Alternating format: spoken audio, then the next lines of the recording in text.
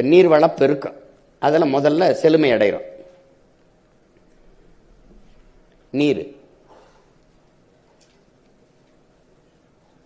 நீரின்றி அமையாது உலகனின் யார் யாருக்கும் வானின்றி அமையாது ஒழுக்கு.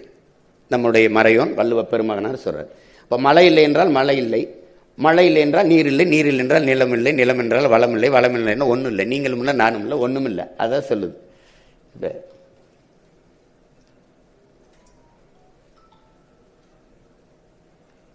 இப்போ முதல்ல நீர் வளப்பு இருக்கும். இப்போ நீரை தண்ணீரின் தேவையில் நம்ம தண்ணீரை அடைய வேண்டியது இருக்குது. அதை நம்ம அறிவு மூதாட்டி அவ்வை வரப்புயர நீர் உயரும், நீர் உயர நெல் உயரும், நெல் உயர குடி உயரும், குடி உயர கோல் உயரும், கோல் உயர கோன் உயர்வான்ங்கிறான். அப்போ வரப்பு உயரவா இருக்கு, இங்கே நீர் உயரலை, அதான் பிரச்சனை. நெல்லும் உயிரென்றே நீரும் உயிரென்றே மன்னன் உயிர்த்தே மலர்தலை உலகம்னு மோசிக்கிறனார் பாடுறாரு. அது என்ன சொல்றாருன்னா, நெல் உயிர் தான், நெல்லும் உயிர் தான், நீரும் உயிர் தான். ஆனா மன்னன் உயிர்த்தே, ஒரு நல்ல ஆட்சியாளன், நல்ல அரசன் இல்ல, நல்ல அமைச்சன் இல்லைன்னா இது ரெண்டும் இருந்து பயன் இல்லைங்கிறப்ப. இப்ப நமக்கு எப்படி பயன் இல்லாம இருக்கு? நெல்லும் தரமா இல்ல, நஞ்சா இருக்கு, உணவும், நீரும் நஞ்சா இருக்கு. வற்றாத பாருங்க, 36 ஆறுகள் நமக்கு இருந்திருக்குது. 154 ஆறுகள் நீர் தமிழ் நிலத்துல பண்டை தமிழகத்துல வளங்கொழிக்க செஞ்சிருக்கு. 156 கிளை நதிகள், 34 பெரும் நதிகள், பெரும் ஆறுகள். அதுல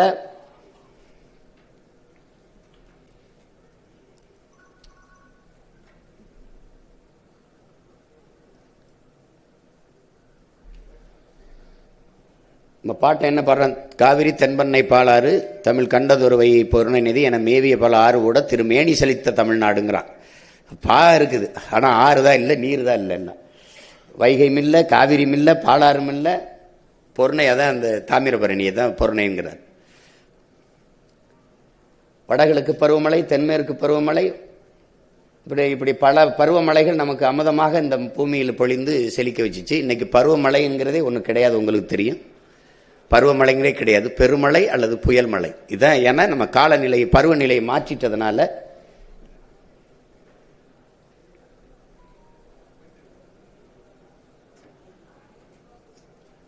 நீங்க இயக்குங்க, நான் தேவைன்னா நிறுத்திப்பேன்.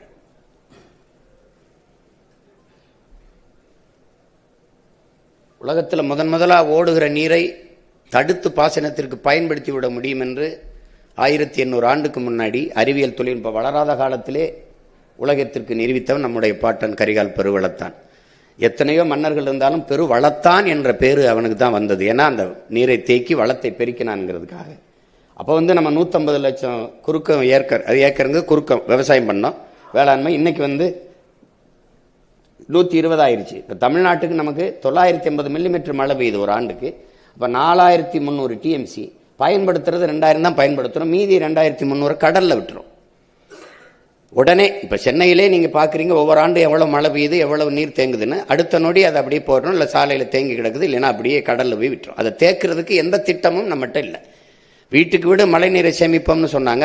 நான் வீட்டில் சேமித்தோம், நாட்டில் எங்கே சேமிச்சாங்கன்னா அதுக்கு பதில் இல்லை.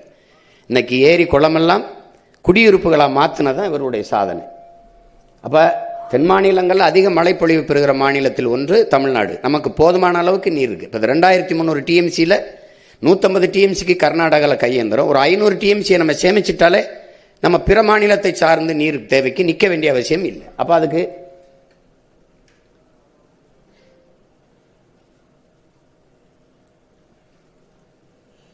இது பாருங்க, இது நொய்யலாறு. இப்போ காவிரியிலே தண்ணி திறந்து விடும்போது நீங்கள் பார்த்தீங்கன்னா அதை நான் விழிவாக காட்டும்போது தெளிவாக விளக்கி பேசுவேன், பெருசாக காட்டுவேன். அதை இது இது நீர் தான், அது நுரை. அமைச்சர்கிட்ட கேட்டால் மக்கள் போட்டு குளித்த சோப்பு அப்படின்றாரு. இதை சாய கழிவு, ஆலை கழிவுகள் அப்படி விடுறதுனால இந்த நீர் இதில் கலக்குது. இந்த நீர் நஞ்சு. இது நிலத்தில் படியும் போது நிலத்தடி நீரும் நஞ்சாகுது. இதை ஆடு மாடுகள் மற்ற உயிரினங்கள் குடிக்கணும், அது விஷத்தை குடிக்குது. இதை பாய்ச்சி விளைய வைக்கிற பொருள், விளை பொருளோ எல்லாம் கத்தரிக்காயோ நெல்லோ அரிசியோ பருப்போ நஞ்சாதான் விளை. அது தனியாக பேசணும். பிறக்கிற குழந்தை ஏன் புற்றுநோயோட பிறக்குதுங்கிறது தனி, அது தனியாக பேசணும். நம்ம எப்படி இது கூவம் ஆறு, இப்படி இருந்த ஆறு எப்படி ஆக்கி வச்சிருக்காங்க பாருங்க. இப்போ நாம அந்த தண்ணியை கலக்க விடலை, கூவத்துக்குள்ள கலக்க விடலை. வெளியில் இங்கிருந்து கழிவு நீர்லாம் எடுத்து குழாய் மூலமாக நான் வெளியில் எடுத்துட்டு போயிடுறோம். மறுபடியும் தூய நீர் ஓடுற மாதிரி வருது. அதை நல்ல நதியாகவே மாற்றிடுறோம் நம்ம அதை தெளிவாக விளக்கி பின்னாடி போட்டு காட்டுறேன் நான். அப்புறம் அதான் நீரை தேக்கிறதுக்குன்னா ஒரு 15 கிலோமீட்டருக்கு ஒரு தடுப்பணை கட்டினா போதுங்கிறாங்க. ஆனால் சந்திரபாபு நாயுடு பாலாறில் 5 கிலோமீட்டருக்கு ஒரு தடுப்பணை கட்டிட்டார். அவருக்கு 33 கிலோமீட்டர் தான் ஓடுது, நமக்கு 133 கிலோமீட்டர் ஓடுது. ஒரு தடுப்பணையும் நம்ம கட்டலை. உங்களுக்கு புரியுதுன்னு நினைக்கிறேன். பழைய துணையை கட்டினாங்கிறங்களே ஒரு அணையை கூட கட்டலை. இப்போ பாண்டியாறு பொன்னம்பலாங்கிறது நமக்கு ஒரு பெரிய கொடை, இயற்கையின் அரும்பெருங்கொடை. இது என்ன செய்யுது, இப்போ கேரளாவில் 6 மாவட்டத்தை செலுக்கி வைக்குது. கணக்கில்லாத வெள்ளப்பெருக்கு எடுத்து ஒவ்வொரு ஆண்டும் ஓடுது. அப்போ அம்மையார் இந்திரா காந்தி இதில் அடிக்கல் நட்டி ஒரு அணையை கட்டுறதுக்கு முயற்சிச்சாங்க. அப்போ கேரளாவில் அவங்க ஆளுகிற உயரத்தில் இருந்ததுனால அந்த மக்கள் எதிர்ப்பு தெரிவிச்சோன்னா அதை கைவிட்டுட்டாங்க. அப்போ நாம் எவரை எதிர்ப்பு தெரிவித்தாலும் கவலைப்படல, அங்கே அணையை கட்டி திருப்புறோம். இங்கே போதுமான அளவுக்கு தண்ணி இருக்குது. பெரும் குழாய்கள் மூலமாக எடுத்துக்கொண்டு போய் மேட்டூரில் நம்ம காவிரி படுகையில் எங்கெங்கே தண்ணி தேவைப்படுதோ அங்கே போய் நான் எடுத்துகிட்டு போயிடுவேன். இப்போ உங்களுக்கு காட்சியாக காட்டுறேன். நான் இது உண்மையிலே பாண்டியாரில் ஓடுறது தான் நம்ம காட்டுறது, கற்பனை ஒன்றும் இல்லை. நீங்கள் ஏஐ நினச்சிட போகிறீங்க. உண்மையிலே பாண்டியார் பொன்னம்பலம். அப்போ அங்கே ஒரு அணையை கட்டி தேவையான அளவுக்கு நான் தண்ணியை ராசி மணல்ங்கிற ஒரு இடத்துல அணை, எங்கெங்கெல்லாம் நீர்த்தேக்க இருக்கோ கணக்கில்லாத நம்மளுடைய கோட்பாடு இருக்கிற நீர்நிலைகளை தூர்வாரி பராமரிப்பது, புதிய நீர்த்தேக்கங்களை உருவாக்குவது. இப்போ நீங்கள் விண்வெளியில் பறந்து போனீங்கன்னா தேகத்தில் தேம விழுந்த மாதிரி என் தேசத்தில் வெறும் தேமலாக இருக்கும். நீர் தேமல் எங்கா பார்த்தாலும் குளம், குட்டை, ஏரி, கண்மாய், தாங்கல்னு வெட்டி வெட்டி நிறைச்சிருவேன். ஒரு சொட்டு தண்ணீரை உள்ள விட மாட்டேன். அப்படி தண்ணீரின் தேவையில் நானே தண்ணீரை விடுவேன். நானே சொல்லிடுவேன் எனக்கு தண்ணி தராதேன்னுருவேன். கர்நாடகாவில் நானே தராத அப்படின்னு, நீ வச்சுக்க அப்படின்னு. ஆனால் ரொம்ப வெள்ளம் வந்துருச்சுன்னு திறந்து விட்டாயின்னு வச்சுக்க, தொலைச்சி போடுவேன்ருவேன். நீயே வச்சுக்கப்பா அப்படின்ற. ஏன்னா அவன் கேட்டாலும் தரப்போறதில்ல, அப்புறம் கேட்கணும் நம்ம. இப்போ நமக்கு என்ன இதில் கவனிக்கணும்னா, அறிவை வளர்க்கும் கல்வி, உயிரை காக்கும் மருத்துவம், உலக உயிர்களின் உயிர் தேவையாக இருக்கிற நீர், இது மூன்றும் விற்பனைக்கு வந்து விட்ட நாடு அல்லது சுடுகாடு. அறிவை வளர்க்கும் கல்வி ஒரு மிகப்பெரிய வியாபார பண்டமாயிருச்சு. உயிரை காக்கும் மருத்துவம் பெரிய வியாபார பண்டமாயிருச்சு. அப்புறம் உலக உயிர்களின் உயிர் தேவை. தண்ணீர் மனித தேவை மட்டுமல்ல, உலக உயிர்களின் உயிர் தேவை. இப்போ உங்களுக்கு போத்தல்ல வந்துருது, நீங்க குடிக்கிறீங்க. அப்போ காக்கை, குருவி, மான், மைனா, கொக்கு, சிறு யானை, புலி, சிங்கங்கரடி, பட்டுப்பூச்சி, தேனீக்கள் இதெல்லாம் என்ன செய்யணும்னு ஒரு தடவை யோசிக்கணும். இது மாதிரி ஒரு மனித பதர்கள் கொண்ட சமூகம், அதெல்லாம் செத்தா எனக்கு என்னன்னா, அதெல்லாம் நீங்க இல்லாம அது வாழும், அதெல்லாம் இல்லாம நம்ம வாழ முடியாதுங்கிற அடிப்படையை, அந்த அறிவியல் உயிரியல் உண்மையை என் அன்பு சொந்தங்கள் புரிஞ்சுக்கணும். இப்போ என் அப்பா என்ன சொல்றாங்க, நீ தண்ணீரை பூமிக்குள்ள ஆழ்குழாயை நிறுத்தணுங்கிறாங்க. இப்போ 400 அடி 500 அடிக்கு நீங்கள் பூமிக்கு கீழே போய் நம்ம தண்ணீர் எடுத்துக்கிறோம். அப்போ மற்ற மரங்கள், செடி கொடிகள் அந்த 400 அடி 500 அடிக்கு வேற உள்ள இறக்கி தண்ணீர் எடுக்க முடியுமான்னு பார்க்கணும். அப்போ உனக்கு தண்ணீர் வானத்தில் தேடு, மேகத்தில் தேடு. அப்போ அங்கே மேலே இருக்கிற தண்ணீரை கீழே அறுவடை செஞ்சு கொண்டு வா. அதுக்கு ஒரே வழிதான் இருக்கு, மரம் தான் மேகத்தை அறுவடை செய்து பூமிக்கு மழையாக கொண்டு வரும். அதான் மரம், மண்ணின் வரம், வரப்பதே மனிதாரம்ங்கிறோம். மரத்துக்கு மாநாடு வர்றான், மரத்தோட பேசிட்டுக்கான்னு சிரிக்கிறீங்க. நான் என்ன செய்யறது, உங்களை போய் மரத்துக்கு ஓட்டா இருக்கானுங்க. மரத்துக்கு ஓட்டு இல்லை, என் உயிர் அதுகிட்ட இருக்கு, அதனால நான் பேசுறேன். உலகத்தில் எல்லா உயிரினமும் நற்காற்றை சுவாசிட்டு நச்சுக்காற்றை வெளியிடும். மரம், செடி கொடிகளை தான் நச்சுக்காற்றை சுவாசிட்டு நற்காற்றை வெளியிடும். இந்த இயற்கையின் முறையில நம்ம யாரும் உயிரோடு இருக்க முடியாது.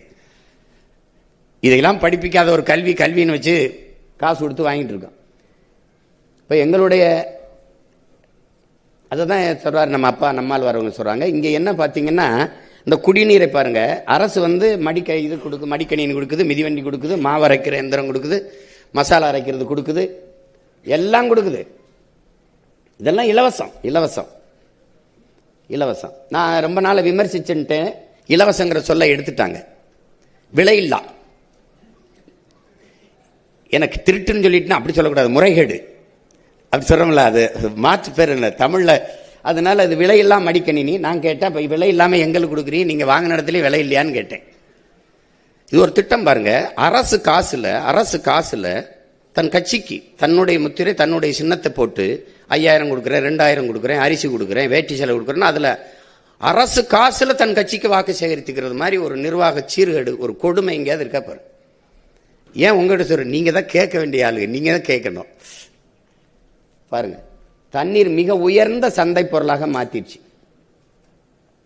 இதுல என்னன்னா, நம்ம ஐயா அப்துல் கலாம் அவர் சொல்றாங்க, 800 கோடி மக்கள் உலகில் 100 கோடி மக்களுக்கு தான் குடிநீர் இருக்குங்கிறாங்க. 2 விழுக்காடு தான் இருக்கு.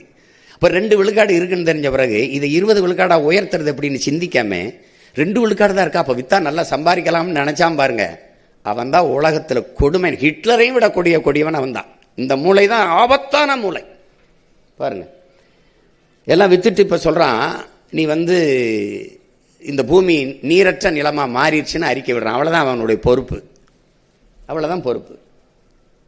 இப்ப தமிழ்நாடு அறிவிக்கிறதுல 10 மாவட்டத்தில் நிலத்துக்கு கீழே நீர் இல்லைன்ட்டு, அவ்வளவுதான் அரசனுடைய பொறுப்பு முடிஞ்சிருச்சு.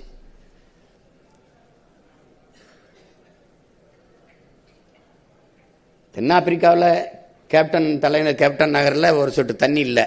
அது தென்னாப்பிரிக்காவில் கேப்டன் நகருக்கு வந்தது நமக்கு வராதுன்னு நம்ம சொல்ல முடியாது. இப்போ பாருங்க, மனிதர்கள் நம்ம போத்தலில் குடிக்கிறோம், இந்த மற்ற உயிரினங்கள் படுகிற பாட பாருங்க, அந்த பாவம் நம்மளை சும்மா விடுமான்னு பாருங்க. இங்க பாருங்க, இந்த அணிலாம் கையெடுத்து கும்பிட்டு தண்ணி கேட்குது பாருங்க, என்ன கொடுமை பாரு.